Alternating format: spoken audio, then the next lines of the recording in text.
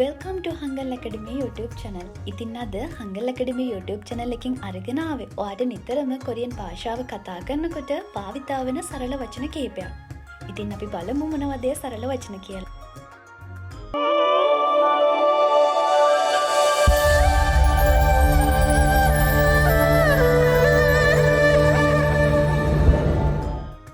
Yes. එමත් නැත්නම් අපි මොන හරි දෙයකට ඔව් කියද්දී නේ කියලා තමයි පාවිච්චි කරන්නේ. නේ. no. එමත් නැත්නම් මොන හරි දෙයකට අපි නෑ කියද්දී අනියෝ කියලා තමයි පාවිච්චි කරන්නේ. අනියෝ. කාට හරි කෙනෙක්ට ස්තුතියි.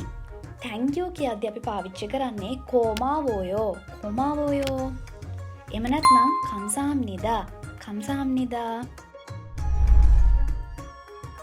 Excuse me. එමත් නැත්නම් මොන හරි දෙයකට සමාව ගනිද්දී 실례합니다 කියලා තමයි පාවිච්චි කරන්නේ. 실례합니다.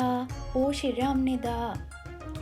ඉතින් මේ වචන ටික කොරියන් භාෂාව කතා කරන ඉගෙන ගන්න ඔයාලට ගොඩක්ම වැදගත් වෙන වචන කීපයක්. ඉතින් හොඳට මේ වචන ටික මතක තියාගන්න. එමනම් channel එක subscribe කරලා නැත්නම් bell icon එක click කරලා subscribe කරලා ටිකටම channel එකත් එක්ක එකතු වෙලා ඉන්න. එමනම් අදට ගිහින් එන්නම්. ඔබට සුබ දවසක්. අන්‍යෝන්.